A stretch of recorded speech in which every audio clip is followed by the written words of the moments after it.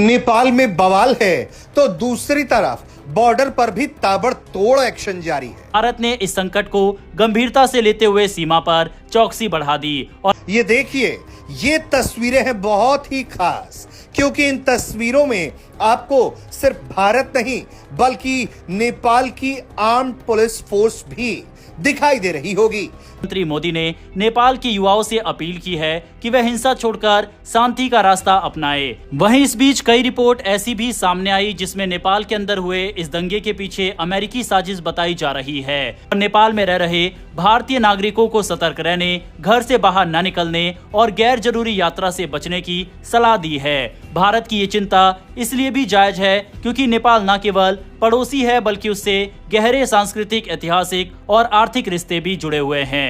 नेपाल की स्थिरता सिर्फ नेपाल के लिए ही नहीं बल्कि पूरे दक्षिण एशिया की शांति और सुरक्षा के लिए महत्वपूर्ण है। यही वजह है कि प्रधानमंत्री। जय हिंद, नमस्कार। आज की लेटेस्ट खबर के बारे में हम बात करते हैं। दोस्तों, जैसा कि आप जानते हो कि नेपाल के अंदर क्या सूरत हाल चल रहे हैं। अब जो है कल से लेकर के नेपाल हर जगह न्यूज़ में नेपाल की खबर सामने आ रही है कि राष्ट्रपति ने इस्तीफा दे दिया, प्रधानमंत्री ने इस्तीफा दे दिया। अब जो है भारत जो है इनकी रक्षा करने के लिए उतर आया है बॉर्डर पर, नेपाल और भारत के बॉर्डर पर। अब जो है सुरक्षा कर्मियों को लगा दिया गया है भारत के। अब दोनों जो है मिल करके सुरक्षा कर रहे हैं बॉर्डर की। साथ ही साथ जो है अब नेपाल का पूरा जो है साथ दे रहा है भारत, और भारत जो है वो बेसिकली पूरी तरह से मदद कर रहा है नेपाल की। और नेपाल की आवाम का कहना है प्रधानमंत्री हो तो ऐसा हो वरना ना ही हो। और नेपाल के प्रधानमंत्री के लिए इन लोगों ने क्या किया था ये तो आप जानते हो कि घर जला दिया, राष्ट्रपति भवन जला दिया, ईटा मारी, ये सब फलाना ढिमकाना जो है इन्होंने कांड किए हैं। खबरों के मुताबिक राष्ट्रपति रामचंद्र पौडेल ने भी इस्तीफा दे दिया। राजधानी काठमांडू से उड़ानों को रोक दिया गया और सेना को सड़कों पर उतारना पड़ा ताकि हालात काबू में लाए जा सके। हालांकि सरकार ने सोशल मीडिया पर लगा बैन हटा लिया है, लेकिन स्थिति अभी भी काफी अस्थिर बनी हुई है। तस्वीरें अपने आप में खास है क्योंकि ये तस्वीरें सामने आई हैं भारत नेपाल बॉर्डर से, जहां पानी टंकी दार्जिलिंग यानी कि पश्चिम बंगाल के इलाके में भारत और नेपाल के जो सुरक्षा बल हैं वो साथ में पेट्रोलिंग कर रहे हैं। इसलिए ये तस्वीरें खास हैं।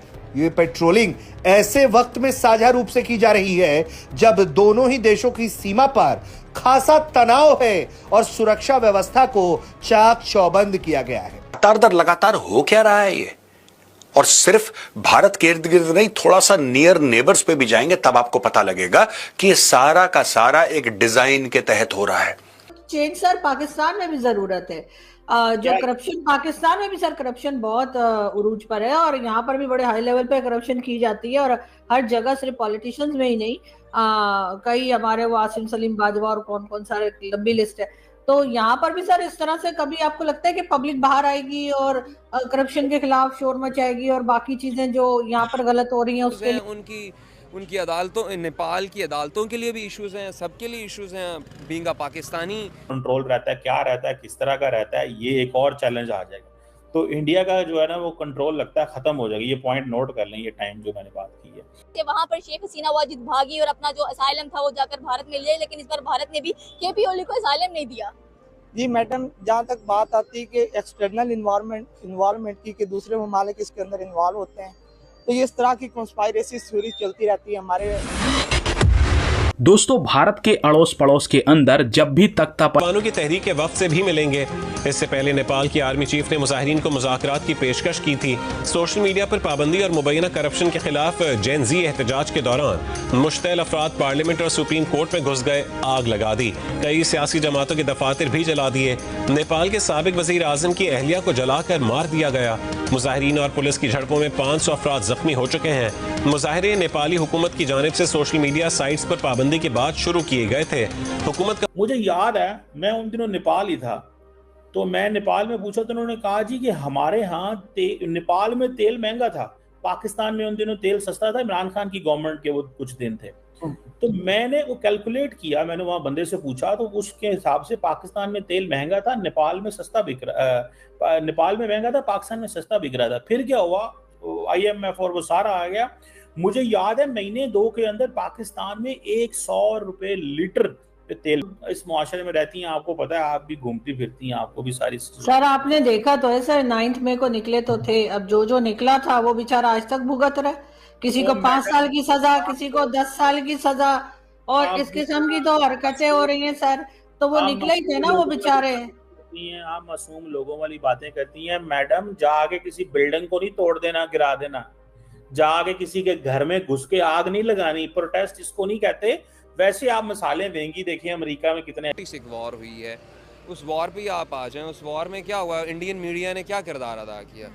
मीडिया चीज़ को, हमारी सोच को कल्टीवेट करता है, तो अब वो कल्टीवेशन किस तरह की होगी, मॉडरेट होगी, ज़्यादा होगी, बिल्कुल ज़ीरो होगी, उस पर आया जाएगा कि अब वो वहाँ पे नेपाल की मीडिया को या नेपाल के मतलब रियासत को क्या लग रहा था कि कितने परसेंट वो इंसान को ख़ुद अपनी अकल, फ़हम और फरासत से करने होंगे। ये सिर्फ देखने वाली चीज़ पे नहीं, और उसको जाके जब खुद एनालाइज नहीं करेंगे, जैसे आप यहाँ पे खड़े हो के चीज़ों को देख रहे हैं, जिस तरह उसको रिसर्च की तरफ जा रहे हैं। सिर्फ हमारी कौम, जो पाकिस्तानी कौम है, नेपालियन या इंडियन कौम, वो सिर्फ सारा मसला ही ये है कि हम जो मीडिया पे आ रहा है उसी को फोकस कर रहे हैं। उसके अलावा हम खुद जाके इन चीजों को watch out. Against a short-lived ban on social media grew increasingly violent and expanded into broader criticism of his government and accusations of corruption. KP Sharma Oli जो प्रधानमंत्री हुआ करते थे नेपाल के, आज से 48 घंटे पहले उनका भी घर फूंक दिया। ठीक है साहब।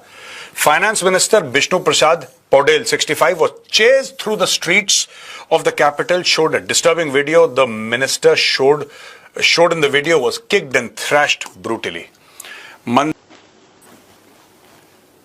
ये कह रहे हैं, मीडिया हमें बता रहा है कि जेनजी जो है ना, नए नए बच्चे 20-25 साल के, ये नए बच्चे आए, ये बड़े दुखी थे, बड़ा आक्रोश था इसमें कि उनका इंस्टाग्राम काम नहीं कर रहा। तो उन्होंने बोला चलो इंस्टाग्राम काम नहीं कर रहा, फेसबुक काम नहीं कर रहा, चलो इतना गुस्सा आता है हमें क्योंकि हम इतने ज्यादा वी आर सो पावरफुल, एक काम करते हैं, तख्ता पलट कर देते हैं, एक काम करते हैं, किसी के घर में घुस के उसकी बीवी को जिंदा जला देते हैं। ये media acts on individuals will lead to tough action. The man in the spotlight is General Ashok Raj Sigdel, the chief of the army staff.